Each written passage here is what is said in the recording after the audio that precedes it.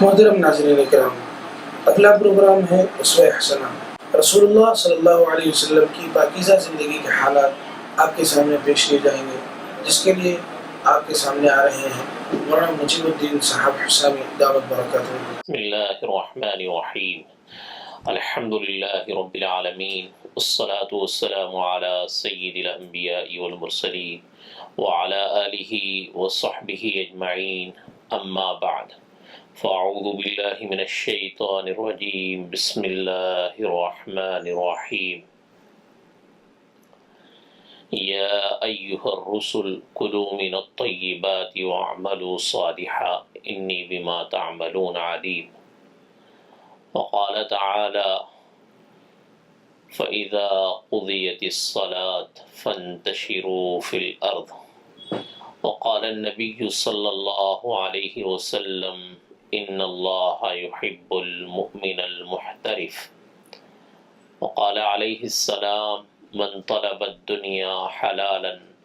تعففا عن المسألة وسعیا على عیاله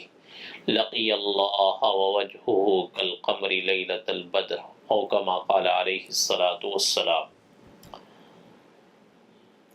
محترم ناظرین و سامعین،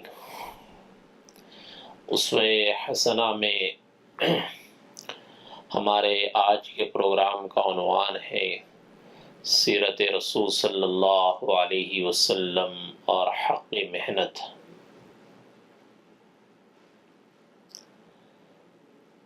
جیسا کہ پچھلے پروگرامز اسوہ حسنہ سے متعلق تھے اور ان پروگراموں میں بھی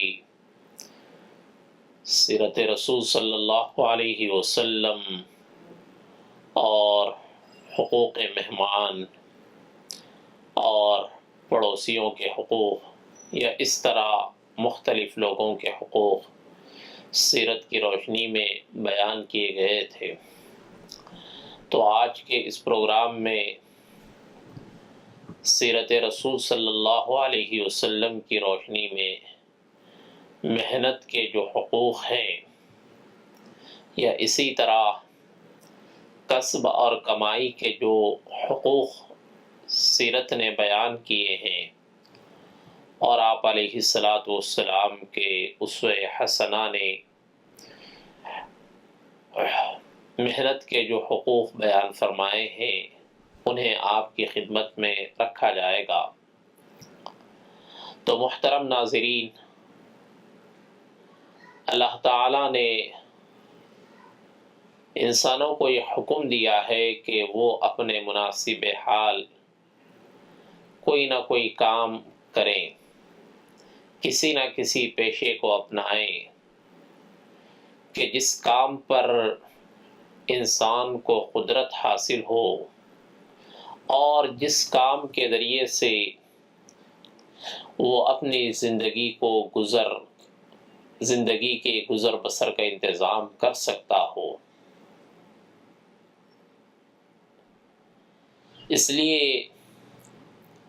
ہر مسلمان کو چاہیے، بلکہ ہر انسان کو چاہیے کہ وہ مختلف پیشوں میں سے، مختلف کاموں میں سے کسی کام کو، مثلا زراعت کو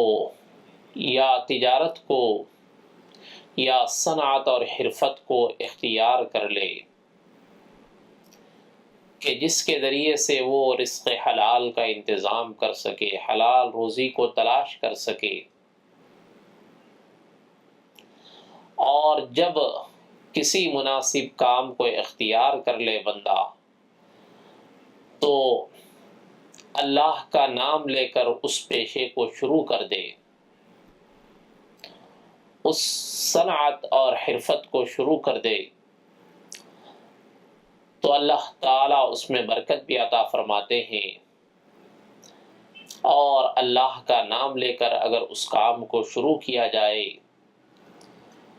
تو وہ کام انشاءاللہ انسان کے لیے مفید بھی ہوگا۔ اور اس طریقے سے ایک مسلمان کو، ایک صاحب ایمان کو محنت کر کے یا کسی تجارت اور پیشے کو اختیار کر کے اپنے ہاتھ کو اوپر والا ہاتھ بنائے، اپنے ہاتھ کو دینے والا ہاتھ بنائے، نہ کہ لینے والا ہاتھ بنائے۔ کہ جیسا کہ حدیث میں کہا گیا الید العلیٰ خیر من الید السفلیٰ، کہ محنت اس لیے کرے، کسی صنعت اور حرفت کو اس لیے اختیار کرے کہ اپنے ہاتھ کو اوپر والا ہاتھ بنائے، دینے والا ہاتھ بنائے،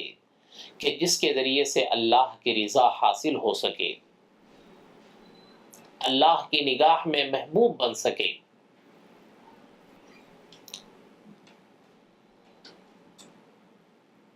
تو اسلام نے،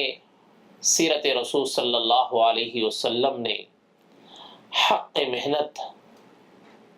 دیا ہے، محنت کا حق دیا ہے، اور نہ صرف محنت کا حق دیا بلکہ محنت اور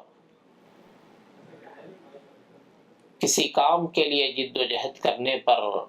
انسانوں کی حوصلہ افزائی بھی کی گئی ہے۔ چنانچہ قرآن مجید کی آیت ہے کہ اللہ تبارک و تعالیٰ نے پہلے تو حلال اور پاک چیزوں کو اللہ نے کھانے کا حکم دیا۔ سورہ مؤمنون کی آیت ہے یا ایھا الرسل کلوا من الطیبات واعملوا صالحا انی بما تعملون علیم۔ اے پیغمبرو، کلوا من الطیبات، کہ پاک چیزیں کھاؤ۔ پاک چیزوں سے مراد حلال چیزیں ہیں۔ کلوا من الطیبات واعملوا صالحا، اور نیک اعمال کرو۔ انی بما تعملون علیم، کہ میں تمہارے اعمال کو خوب جانتا ہوں۔ اس آیت کریمہ میں اللہ تبارک و تعالی نے حضرات انبیاء علیہ السلام کو حکم دیا کہ انبیاء سے خطاب ہے، لیکن دراصل امتوں سے خطاب ہے کہ انبیاء علیہ السلام تو حلال اور نفیس اور پاکیزہ چیزیں ہی کھاتے ہیں۔ وَاعْمَلُوا صَالِحًا، کہ نیک عمل کرو۔ معلوم یہ ہوا کہ اگر جو ہے آدمی کسی حلال پیشے کو اختیار کرتا ہے، حلال کھاتا ہے، تو اس کے ذریعے سے اسے اعمال صالحہ کی توفیق ملتی ہے۔ کتنے ایسے لوگ ہیں کہ جن کا کھانا حرام ہوتا ہے، پینا حرام ہوتا ہے، پہننا حرام ہوتا ہے، تو انہیں اس کی وجہ سے اعمال صالحہ کی توفیق نہیں ملتی ہے، توفیق سلب ہو جاتی ہے، چھین لی جاتی ہے۔ تو اللہ تعالیٰ نے جو حلال چیزوں کے، پاک چیزوں کے کھانے کا جو حکم دیا، تو اس سے پاک سے مراد حلال چیزیں ہیں۔ تو محترم ناظرین، سب سے حلال چیز وہ ہے کہ جسے انسان اپنی کمائی اور اپنی محنت سے جسے انسان حاصل کیا ہو، وہ سب سے زیادہ حلال چیز ہے، اور سب سے زیادہ یہ پاک چیز ہے کہ انسان اپنی کمائی سے، اپنی محنت سے، اپنے پسینے کو بہا کر انسان جس چیز کو کماتا ہے، وہ سب سے پاک اور حلال چیز ہے۔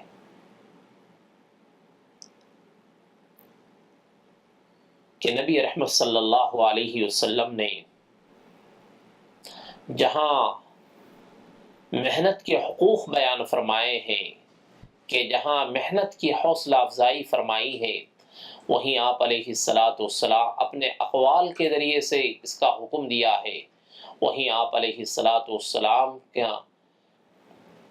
کا عمل بھی جو ہے اس سلسلے میں ہمیں ہماری رہنمائی کرتا ہے۔ نبی رحمت صلی اللہ علیہ وسلم قولی طور پر بھی آپ علیہ السلام نے عمل کا حکم دیا ہے، محنت کا حکم دیا ہے، اور عملی طور پر بھی نبی پاک علیہ السلام نے اپنے عمل کے ذریعے سے محنت کا حکم دیا ہے۔ سیدنا ابو ہریرہ رضی اللہ عنہ سے روایت ہے کہ نبی رحمت صلی اللہ علیہ وسلم نے ارشاد فرمایا کہ اللہ نے جس کسی نبی کو اللہ نے بھیجا ہر نبی نے بکریاں چرایا۔ تو حضرات صحابہ نے پوچھا کہ اللہ کے رسول صلی اللہ علیہ وسلم کیا آپ نے بھی بکریاں چرائی ہیں؟ نبی رحمت صلی اللہ علیہ وسلم نے فرمایا کہ ہاں، میں بھی چند قیرات کے عوض مکے والوں کی بکریاں چرایا کرتا تھا۔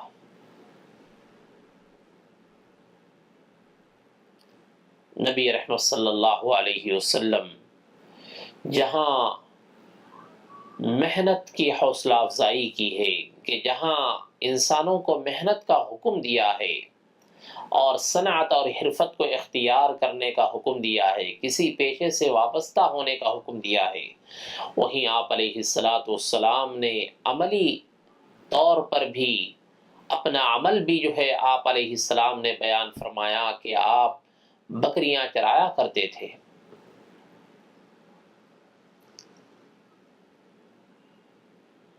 کہ وہ بھی چند قیرات کے عوض۔ قیرات کہتے ہیں درہم یا دینار کا ایک جز ہوتا ہے قیرات۔ تو نبی پاک صلی اللہ علیہ وسلم ایک قیرات کے عوض ایک بکری چرایا کرتے تھے۔ یہ آپ علیہ السلام کا عمل ہے کہ جہاں محنت کا حکم دیا گیا ہے،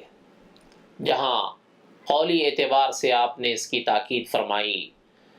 عملی اعتبار سے بھی آپ نے امت کی رہبری اور رہنمائی فرمائی،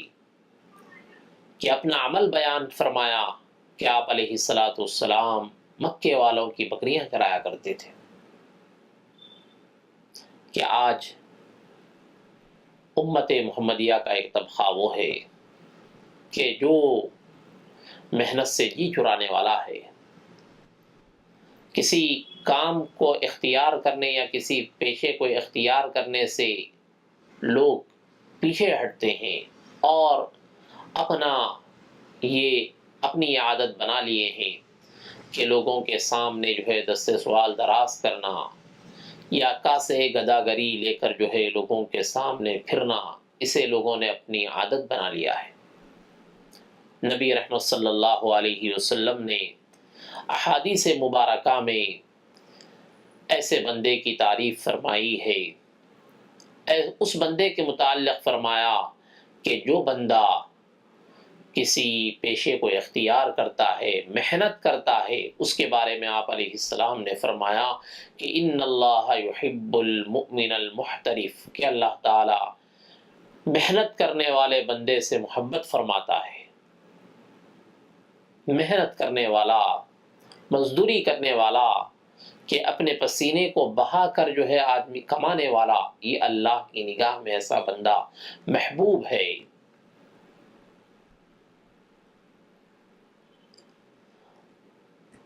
تو نبی رحمت صلی اللہ علیہ وسلم نے محنت کا حکم دیا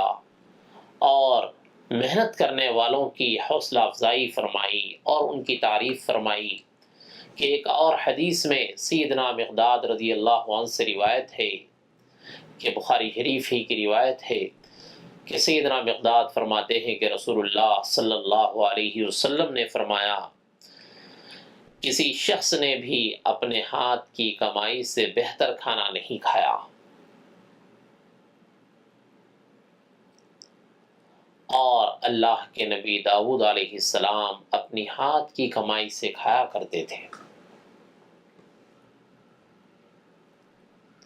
تو سب سے بہترین کمائی آپ علیہ السلام نے یہ بتلایا کہ اپنے ہاتھ کی کمائی ہے،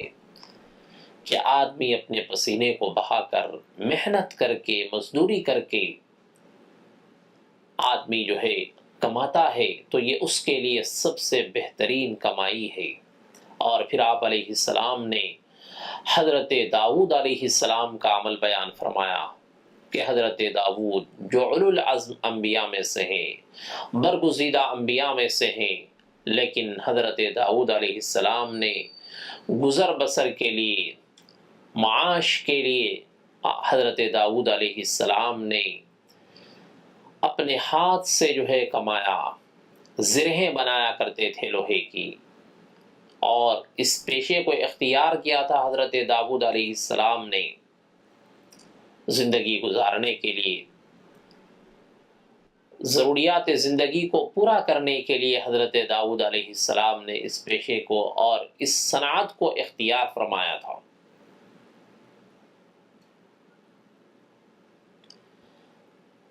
بیہقی کی ایک اور روایت ہے، نبی پاک علیہ السلام نے ان لوگوں کی تعریف فرمائی اور ان لوگوں کو بڑی خوشخبری اور بڑا مژدہ سنایا کہ جو حلال طریقے پر جو ہے روزی کو کماتے ہیں، نہ صرف جو ہے محنت کا حکم دیا گیا ہے، نہ صرف کمانے کا حکم دیا گیا ہے، بلکہ سیرت رسول صلی اللہ علیہ وسلم اس سلسلے میں ہمیں یہ سبق دیتی ہے اور ہماری اس جانب رہنمائی کرتی ہے کہ محنت کے سلسلے میں یہ نہیں کہ جو ہے جس طرح کی چاہے محنت ہو، جس طریقے سے چاہے ذرائع آمدنی کو اختیار کیا جائے، بلکہ حلال ذرائع آمدنی کو اختیار کرنا چاہیے، اور مال کے کمانے کے سلسلے میں کہ آدمی کو اپنی نیت درست رکھنے چاہیے، اور اس سلسلے میں آدمی کن چیزوں کو پیش نظر رکھے مال کمانے کے سلسلے میں، محنت کے سلسلے میں۔ بیہقی کی اس روایت میں ہے کہ نبی پاک علیہ السلام نے فرمایا کہ من طلب الدنیا حلالا، کہ جس نے دنیا کو حلال طریقے پر حاصل کیا، کمایا، تعففا عن المسألتی، مانگنے سے بچنے کے لیے، کہ کمانا اس لیے ہے کہ کسی کے سامنے ہاتھ پھیلانے کی نوبت نہ آئے، محنت اس لیے کرنا ہے کہ کسی کا دست نگر نہ ہونا پڑے، کسی کا محتاج نہ بننا پڑے، تعففا عن المسألتی وسعیا علی عیالہ، اور اہل و عیال کے جو حقوق اللہ نے رکھے ہیں اور حقوق کی ادائیگی کی نیت سے آدمی کمائے۔ جیسا کہ ایک روایت میں ہے، سیدنا عبداللہ ابن عمرو ابن عاص رضی اللہ عنہما سے نبی پاک علیہ السلام نے فرمایا، جب ان کے متعلق نبی پاک علیہ السلام کو یہ خبر پہنچی کہ وہ رات بھر نمازیں پڑھتے ہیں اور مسلسل روزے رکھتے ہیں، نبی پاک علیہ السلام نے حضرت عبداللہ ابن عمرو ابن عاص سے پوچھا، دریافت کیا کہ کیا مجھے تمہارے بارے میں خبر نہیں ملی؟ تو حضرت عبداللہ ابن عمرو ابن عاص نے فرمایا کہ ہاں اے اللہ کے رسول صلی اللہ علیہ وسلم، میرا یہی معمول ہے۔ تو نبی پاک علیہ السلام نے انہیں یہ حکم دیا کہ رات میں نماز بھی ادا کرو اور آرام بھی کرو، سو بھی، اور روزہ بھی رکھو اور روزہ نہ بھی رکھو، اس لیے کہ تم پر تمہارے جسم کا حق ہے، تمہاری آنکھ کا حق ہے، تمہارے پڑوسیوں کا تم پر حق ہے، اور تمہاری بیوی کا تم پر حق ہے۔ اور پھر آپ علیہ السلام نے یہ فرمایا کہ تم حق والوں کو، ہر حقدار کو اس کا حق ادا کرو۔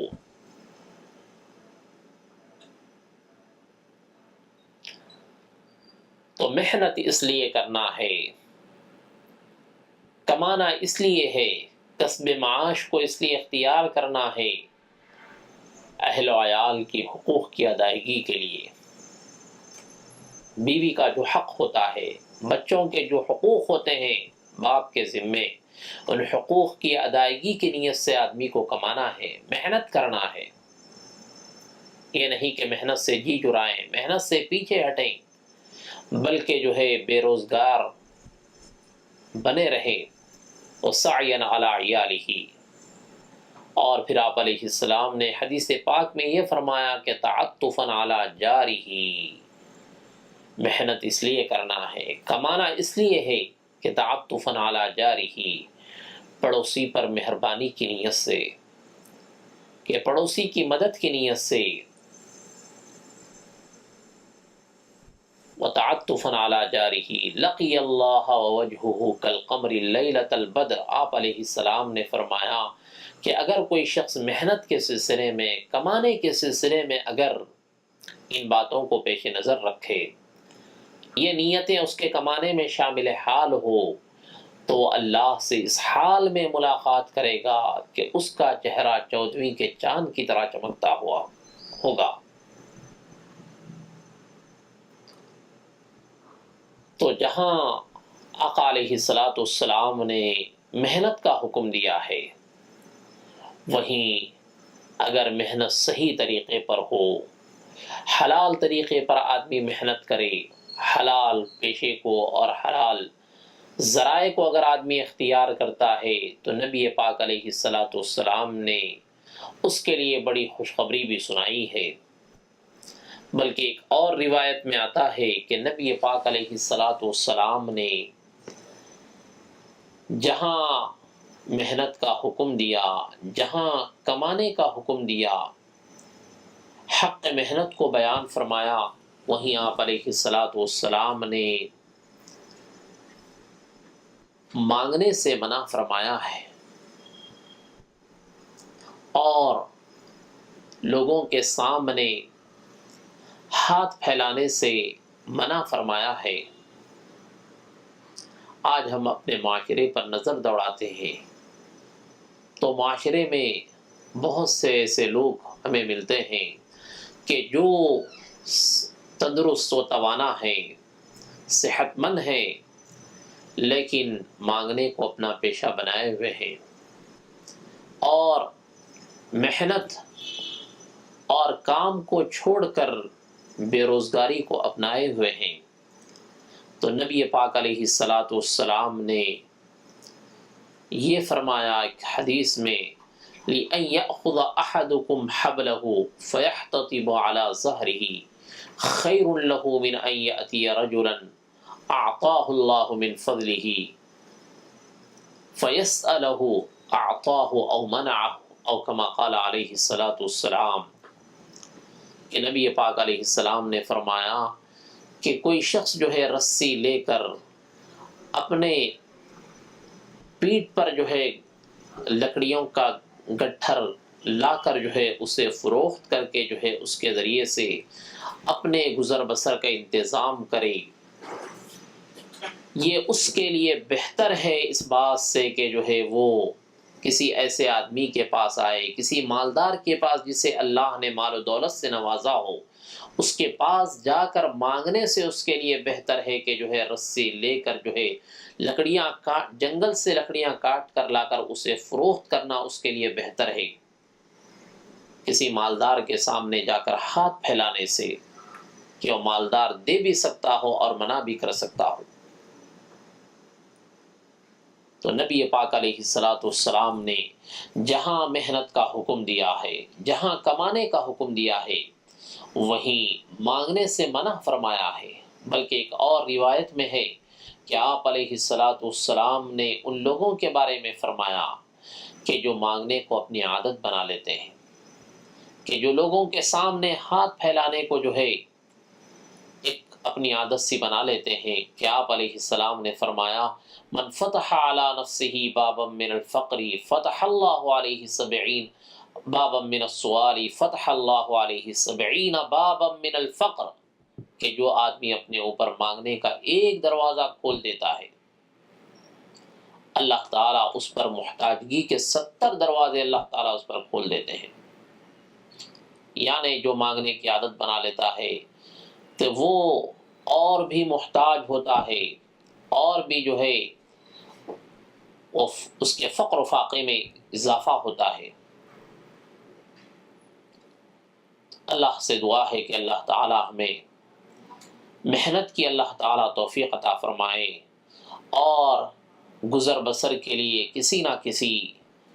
حلال پیشے سے اللہ تعالی ہم سب کو وابستہ ہونے کی توفیق عطا فرمائے۔ وآخر دعوانا الحمدللہ رب العالمین۔